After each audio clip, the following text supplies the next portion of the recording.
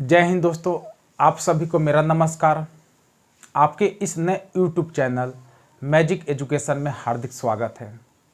आइए आज शुरू करते हैं ज्योग्राफी। शुरू करने से पहले मैं उन छात्रों को एक बात बताना चाहता हूं, जिन छात्रों को ज्योग्राफी में कुछ भी दिक्कत हो रहा है, कुछ भी कठिनाई हो रही है, वह छात्र यह वीडियो ज़रूर देखें। जो भी टॉपिक यहाँ पढ़ाया जाएगा वह टॉपिक बिल्कुल क्लियर एवं स्पष्ट रूप से पढ़ाया जाएगा और आपको वह टॉपिक बेहतरीन तरीका से समझ में आएगा भी।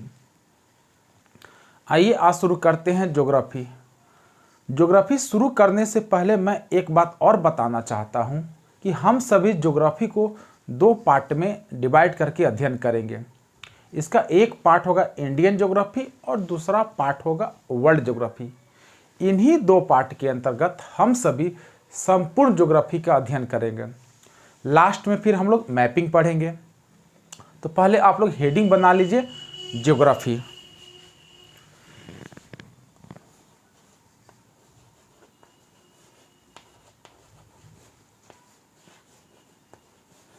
ज्योग्राफी को हिंदी में लिखा जाता भूगोल।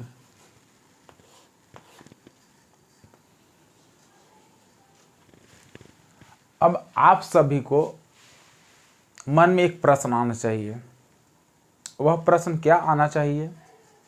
वह प्रश्न यह है कि ज्योग्राफी शब्द आया कहाँ से, इसका निर्माण कैसे हुआ। यह ज्योग्राफी शब्द है, इस शब्द का प्रयोग सर्वप्रथम कौन सा भूगोल शास्त्री या कौन सा विद्वान ने किया।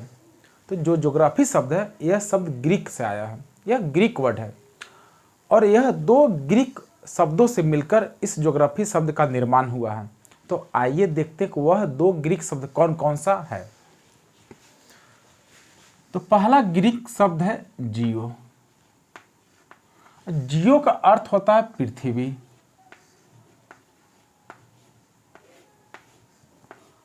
और दूसरा ग्रीक वर्ड है ग्रैफो। और ग्रैफो का अर्थ होता है वर्णन। पृथ्वी का वर्णन करना ही ज्योग्राफी कहलाता है। पृथ्वी का वर्णन करना ही ज्योग्राफी कहलाता है। अब हम लोग देखते हैं कि कौन सा विद्वान थे जिन्होंने सर्वप्रथम ज्योग्राफी शब्द का प्रयोग किया या ज्योग्राफी शब्द दिया। तो उस विद्वान का नाम था इरोटोस्थनीज।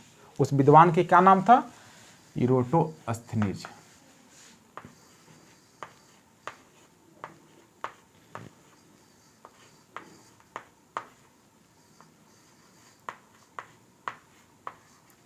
इरोटोस्थनीज ने ही सर्वप्रथम ज्योग्राफी शब्द का प्रयोग किया। इसलिए इरोटोस्थनीज को फादर ऑफ ज्योग्राफी, भूगोल का पिता कहते हैं। तो फादर ऑफ ज्योग्राफी किसे कहा जाता है? इरोटोस्थनीज को फादर ऑफ ज्योग्राफी कहा जाता है।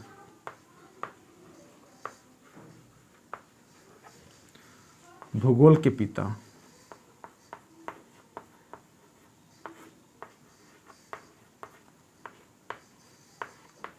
लेकिन कुछ विद्वानों में मतभेद हो गया। कुछ विद्वान तो फादर ऑफ ज्योग्राफी इरोटोस्थनीज को मानते हैं, बट कुछ ऐसे विद्वान हैं जो फादर ऑफ ज्योग्राफी इरोटोस्थनीज को न मानकर हिकेटियस को मानते हैं। तो आइए नोट डाउन कर लें। अगर आपको इरोटोस्थनीज ऑप्शन में नहीं दिखता है तो उस केस में आप सभी हिकेटियस को फादर ऑफ ज्योग्राफी एग्जाम में टिक करके आएंगे। तो फादर ऑफ ज्योग्राफी अगर इरोटोस्थनीज नहीं मिलता तो उस केस में आप सभी हिकेटियस को फादर ऑफ ज्योग्राफी टिक करेंगे। हिकेटियस की एक प्रसिद्ध पुस्तक है और उस पुस्तक का नाम है जस पीरियोडस। यह प्रश्न भी एग्जाम में आ चुका है, जस पीरियोडस।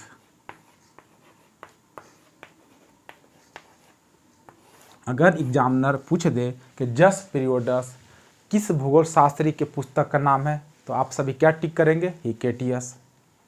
अब आगे चलते हैं और देखते हैं आधुनिक भूगोल का जनक या आधुनिक भूगोल का पिता किसे कहते हैं, फादर ऑफ मॉडर्न ज्योग्राफी किसे कहते हैं। तो father of modern geography Alexander one Humboldt को कहा जाता है।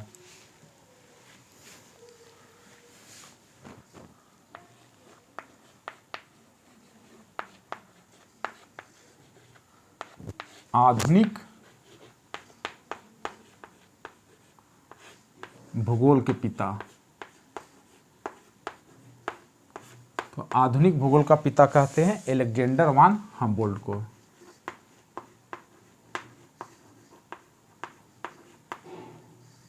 अलेक्जेंडर वान हम्बोल्ट।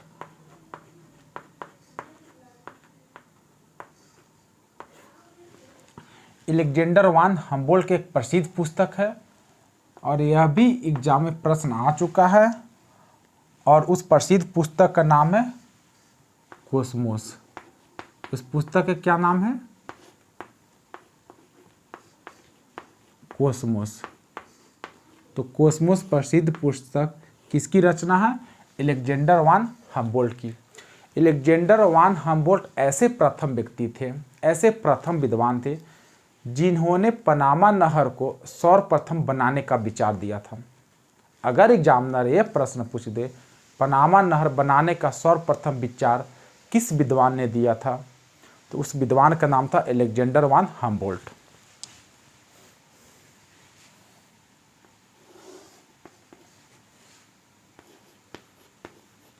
सर्वप्रथम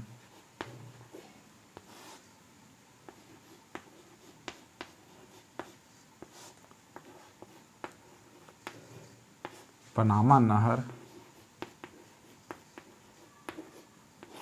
बनाने का विचार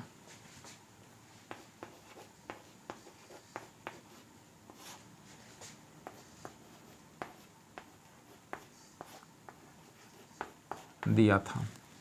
और यह पनामा नहर दो महाद्वीप को अलग करती है, और वह दो महाद्वीप कौन है आइए देखते हैं।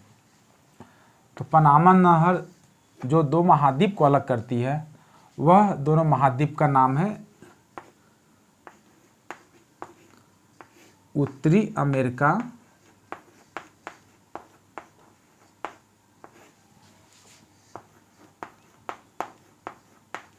और दक्षिणी अमेरिका महाद्वीप को अलग करती है।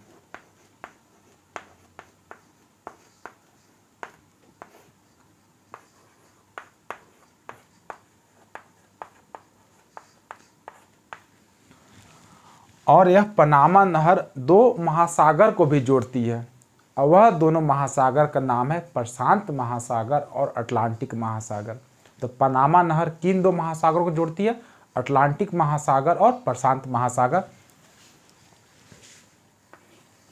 नोट कर लेते हैं।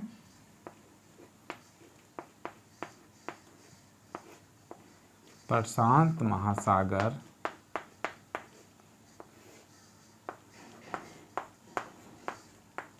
और अटलांटिक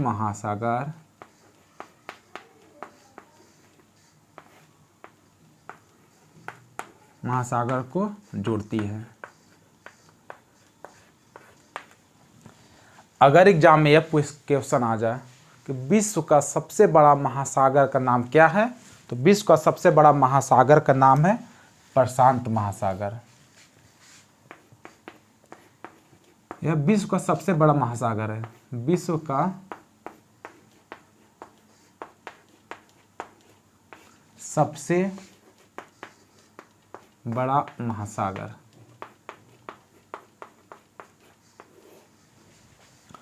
और प्रशांत महासागर का आकृति आकार कैसा है? तो त्रिभुजाकार है। कैसा आकृति है? यहां पे लिख दे रहा है, ठीक है, यहां पे लिख दे रहा हूं, त्रिभुजाकार। प्रशांत महासागर का आकृति आकार कैसा है? त्रिभुजाकार। और अटलांटिक महासागर का आकार या आकृति कैसा है? तो अंग्रेजी का एस अक्षर होता वैसा ही अटलांटिक महासागर का आकार है।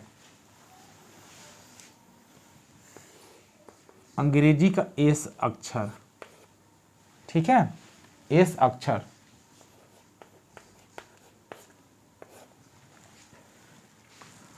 अगर एग्जाम में यह क्वेश्चन पूछ दे कि मानव भूगोल के पिता किसे कहते हैं,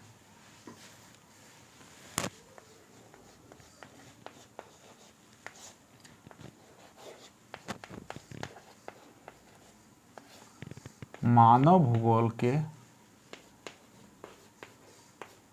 पिता किसे कहते हैं, तो इस प्रश्न का उत्तर होगा फ्रेडरिक रेटजेल। फ्रेडरिक रेटजेल को मानव भूगोल के पिता कहा जाता है। इनकी भी एक प्रसिद्ध पुस्तक है और उस पुस्तक का नाम है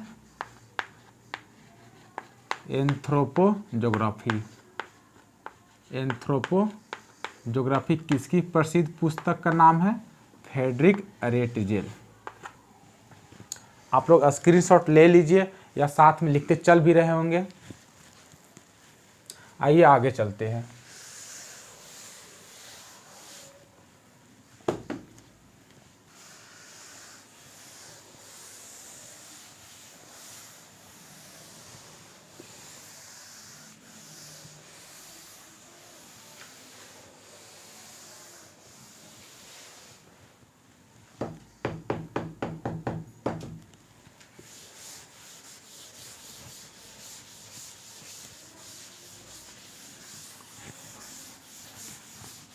अब हम लोग देखते हैं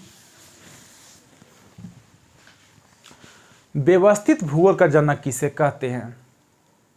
स्टार्टिंग में आप सभी को मैंने बताया कि फादर ऑफ ज्योग्राफी किसे कहते हैं, इरोटोस्थनीज को। इरोटोस्थनीज को ही व्यवस्थित भूगोल का जनक कहा जाता है।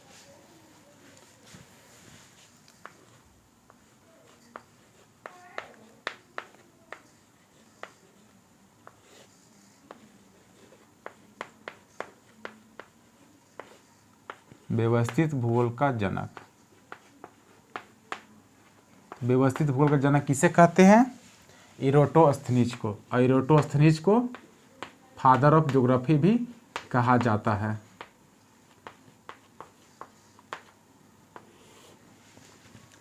अगला हम सभी देखते हैं कि भौतिक भूगोल का जनक किसे कहते हैं। तो भौतिक भूगोल का जनक कहते हैं पोलिडोनियस को। भौतिक भूगोल का जनक किसे कहते हैं, पोलिडोनियस।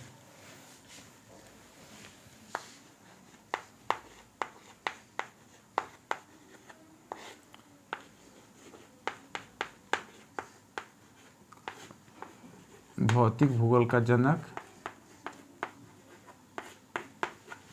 किसे कहा जाता है, पोलिडोनियस को।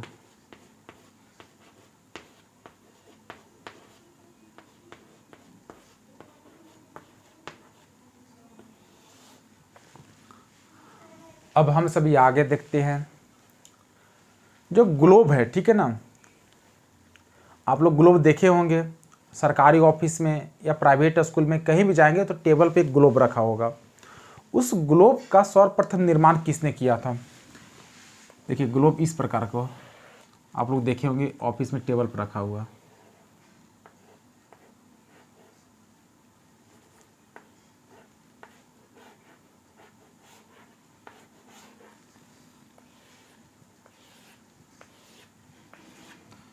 इस ग्लोब का सर्वप्रथम निर्माण किसने किया था, इस ग्लोब का सर्वप्रथम निर्माण किसने किया था, उस व्यक्ति या उस विद्वान का क्या नाम था, मार्टिन बेहम।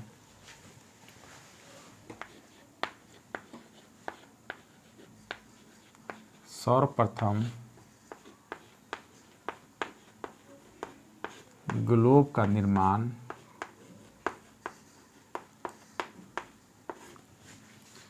किसने किया,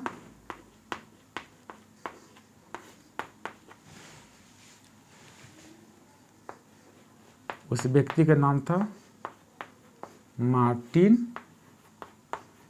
बेहम। मार्टिन बेहम ने ही सर्वप्रथम ग्लोब का निर्माण किया।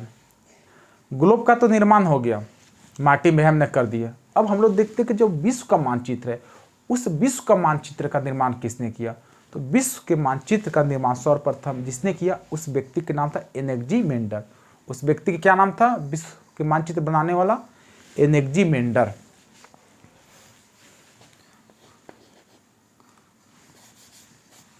सर्वप्रथम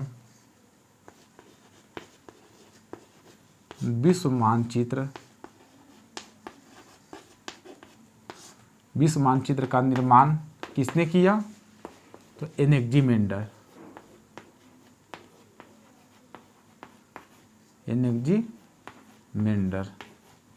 एनेक्जीमेंडर ने ही सर्वप्रथम विश्व मानचित्र का निर्माण किया।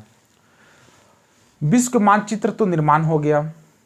उस मानचित्र पर या विश्व के मानचित्र पर भारत को सर्वप्रथम किसने दर्शाया? भाई कोई तो ऐसा विद्वान होगा। भाई मानचित्र तो बन गया, ठीक है ना। उस मानचित्र पे भारत को सर्वप्रथम किसने दर्शाया? किस मानचित्र पे भारत यहाँ पर होगा? तो उस व्यक्ति का नाम था क्लॉडियस टॉलमी। उस व्यक्ति का क्या नाम था? Claudius Ptolemy. विश्व के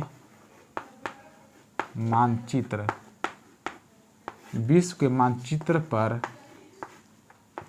सर्वप्रथम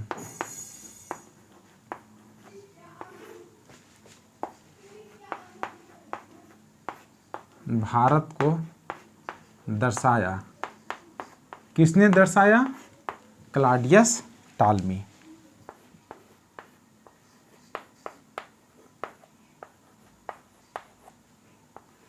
क्लॉडियस टॉलमी। तो विश्व के मानचित्र पर सर्वप्रथम जिसने भारत को दर्शाया उस व्यक्ति के नाम था क्लॉडियस टॉलमी। क्लॉडियस टॉलमी की एक अवधारणा है, जब हम लोग ब्रह्मांड पढ़ेंगे वहाँ पे फिर आएंगे क्लॉडियस टॉलमी, और इनकी अवधारणा है जियोसेंट्रिक। और जियोसेंट्रिक अवधारणा होता क्या है? जियोसेंट्रिक अवधारणा यह है कि जो हमारा ब्रह्मांड है, ब्रह्मांड के केंद्र में पृथ्वी। जियो मीन्स क्या होता है? जियो मैंने स्टार्टिंग में बताया था कि ज्योग्राफी शब्द का निर्माण दो ग्रीक वर्ड से हुआ, जियो प्लस ग्रेफो। तो इन्हीं का जियोसेंट्रिक अवधारणा है। और जियो का अर्थ होता है पृथ्वी, असेंट्रिक मतलब सेंटर, सेंटर मतलब केंद्र, यानी हमारा ब्रह्मांड के केंद्र में पृथ्वी स्थित है। और इस पृथ्वी के चारों तरफ सूर्य हो गए, तारे हो गए, ग्रह हो गए, अन्य ग्रह हो गए, इसके पृथ्वी के चारों तरफ परिक्रमा करते हैं। लेकिन ऐसा तो है नहीं। बाद में एक और आएंगे विद्वान जो इनकी अवधारणा को गलत साबित कर देते हैं। आइए हम लोग जो टॉपिक पढ़ रहे हैं उस पर डिस्कशन कर लेते हैं। तो क्लॉडियस टॉलमी ने विश्व के मानचित्र पर सर्वप्रथम भारत को दर्शाया। इनकी एक प्रसिद्ध पुस्तक है और उस पुस्तक का नाम है एनालेमा। क्लॉडियस टॉलमी की प्रसिद्ध पुस्तक है, क्या नाम है? एनालेमा। विश्व के मानचित्र पे तो हमने भारत को दर्शा दिया। अब देखते कि भारत के तो मानचित्र किसने बनाया। भाई कोई तो ऐसे विद्वान होंगे जो भारत के मानचित्र बनाया होगा। भाई यह तो विश्व मानचित्र पे दर्शाएं कि भारत यहाँ पर होगा, लेकिन भारत के मानचित्र किसने बनाया? तो भारत का मानचित्र जिस व्यक्ति ने बनाया उस व्यक्ति के नाम था एनविले। उस व्यक्ति के नाम था एनविले।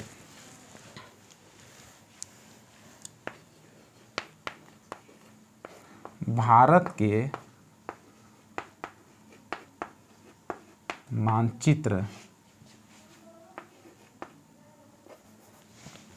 मानचित्र सर्वप्रथम किसने बनवाया या किसने बनाया? तो उस व्यक्ति का नाम था एनविले।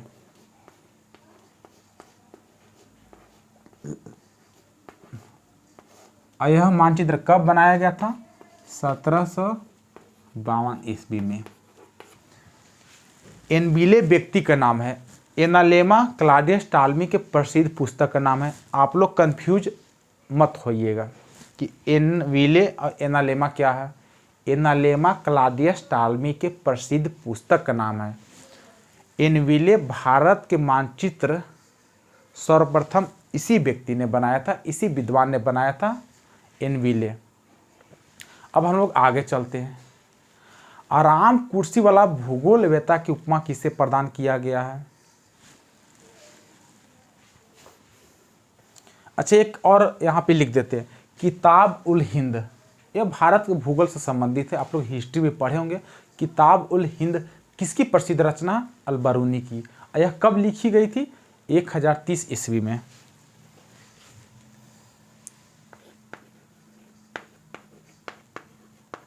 किताब उल हिंद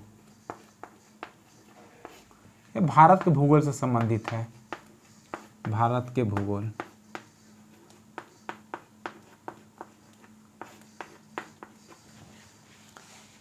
यह किसकी रचना है? अल-बरूनी की। अल-बरूनी। यह कब लिखी गई थी पुस्तक? 1030 ईस्वी में। 1030 ईस्वी में अल-बरूनी के द्वारा किताब उल हिंद पुस्तक लिखी गई थी। यह इनकी रचना है। आइए आगे चलते हैं। आप लोग साथ में लिखते चलेंगे, ठीक है?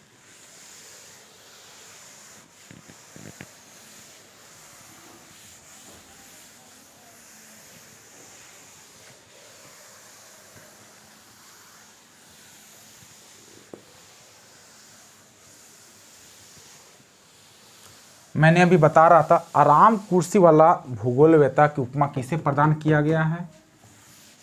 तो आराम कुर्सी वाला भूगोलवेता की उपमा कार्ल रिटर को प्रदान किया गया है। और कार्ल रिटर से एक प्रश्न अभी जस्ट होली से पहले बिहार सीजीएल में पूछा गया था। और क्या पूछा गया था अभी कुछ देर में बताता हूँ। तो आप लोग लिख लें, आराम कुर्सी वाला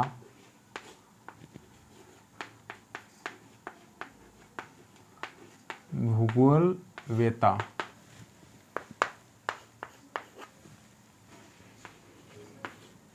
की उपमा किसे प्रदान है या किसे दिया गया है? Karl Ritter. कार्ल रिटर इनके प्रसिद्ध पुस्तक है और उस पुस्तक का नाम है अरकुंडे।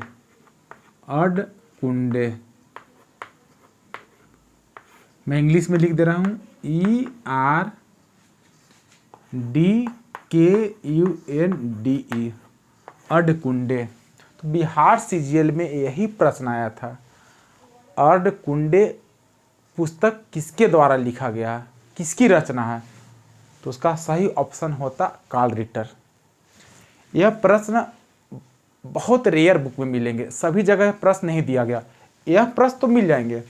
आराम कुर्सी वाला भूगोलवेता की उपमा किसे प्रदान है? कार्ल रिटर को।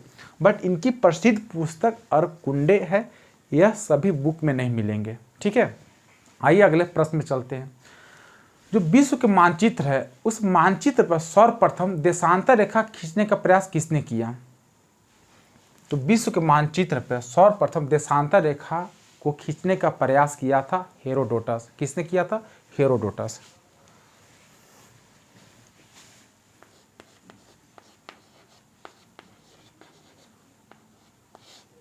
विश्व के मानचित्र पर सर्वप्रथम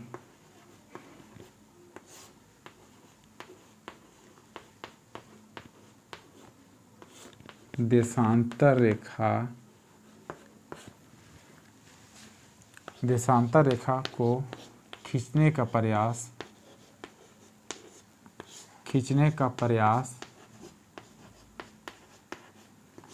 किसने किया?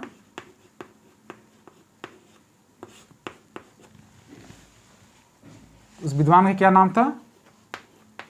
हेरोडोटस। हेरोडोटस। तो हेरोडोटस ने ही सर्वप्रथम विश्व के मानचित्र पे हेरोडोटस लिख दिया। हेरोडोटस। तो हेरोडोटस ने ही सर्वप्रथम विश्व के मानचित्र पर देशांतर रेखा को खींचने का प्रयास किया। और देशांतर रेखा क्या होता है, आइए समझ लेते हैं। मान लीजिए यह ग्लोब है। ग्लोब के यहाँ ऊपर होता है उत्तरी ध्रुव नॉर्थ पोल, और यहाँ होता है साउथ पोल दक्षिणी ध्रुव। नॉर्थ पोल से साउथ पोल को मिलाने वाली काल्पनिक रेखा को ही देशांतर रेखा कहा जाता है। यानी उत्तरी ध्रुव से दक्षिणी ध्रुव को मिलाने वाली काल्पनिक रेखा को देशांतर रेखा कहा जाता है। और यह देशांतर रेखा से टाइम का निर्धारण किया जाता है। जब हम लोग अक्षांश और देशांतर पढ़ेंगे तो इसके बारे में विस्तृत आप सभी को जानकारी दी जाएगी। अब हम लोग देखते हैं कि समताप रेखा को मानचित्र पर दिखाने का प्रयास सर्वप्रथम किसने किया। समताप रेखा को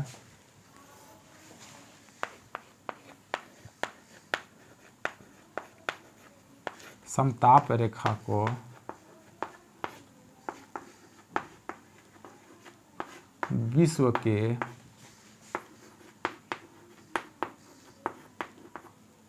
मानचित्र पर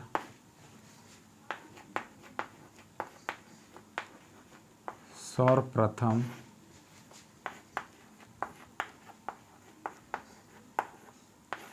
दिखाने का प्रयास किसने किया। उस विद्वान का क्या नाम था? तो उस विद्वान का नाम था अलेक्जेंडर वान हम्बोल्ट। उस विद्वान का क्या नाम था? अलेक्जेंडर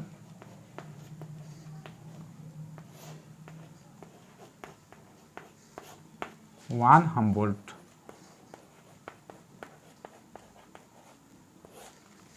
तो अलेक्जेंडर वान हम्बोल्ट ही थे जिन्होंने समताप रेखा को विश्व के मानचित्र पर दिखाने का सर्वप्रथम प्रयास किया था। सर्वप्रथम विषुवत रेखा है, उस विषुवत रेखा को लंबाई जानने का प्रयास किसने किया? देखिए यह बता रहे थे कि यह कौन सी रेखा थी? देशांतर रेखा थी, ठीक है ना। अब हम लोग देखते हैं अक्षांश रेखा क्या होता है। पृथ्वी के मध्य से जो रेखा खींची गई है उसी रेखा को अक्षांश रेखा कहा जाता है। और इसके पैरेलल में भी अक्षांश रेखा 1-1 डिग्री पे खींची गई है। और जो सबसे बड़ी अक्षांश रेखा है, इस अक्षांश रेखा को 0 डिग्री नाम दिया गया है। जो पृथ्वी के मध्य से जो काल्पनिक रेखा खींची गई है उस रेखा को 0 डिग्री अक्षांश रेखा कहा गया है। और इस 0 डिग्री अक्षांश रेखा को भूमध्य रेखा, विषुवत रेखा या इक्वेटर लाइन कहा जाता है। तो 0 डिग्री अक्षांश रेखा को क्या नाम दिया गया है? विषुवत रेखा, भूमध्य रेखा या इक्वेटर लाइन। सर्वप्रथम विषुवत रेखा है, यह 0 डिग्री अक्षांश रेखा। इसका लंबाई जानने का प्रयास किसने किया था? तो इरोटोस्थनीज ने किया था, जो फादर ऑफ ज्योग्राफी है।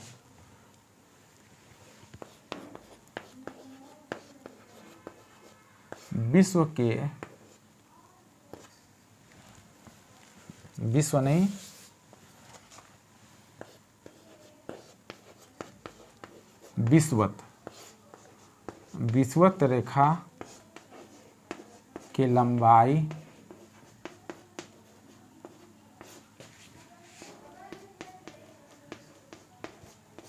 जानने का सर्वप्रथम प्रयास किसने किया? उस विद्वान का क्या नाम था? इरोटोस्थनीज। इरोटोस्थनीज महोदय ने ही विषुवत रेखा के लंबाई जानने का सर्वप्रथम प्रयास किया। जलवायु विज्ञान शब्द का प्रतिपादन सर्वप्रथम किसने किया? तो अलेक्जेंडर वान हम्बोल्ट। अलेक्जेंडर वान हम्बोल्ट ने जलवायु विज्ञान शब्द का सर्वप्रथम प्रतिपादक किए। तो मैं यहाँ पे लिख दे रहा हूँ, ठीक है। अलेक्जेंडर वान हम्बोल्ट, आप एरो बना लीजिए, आप लोग नीचे लिख लीजिएगा, स्पेस होगा। जलवायु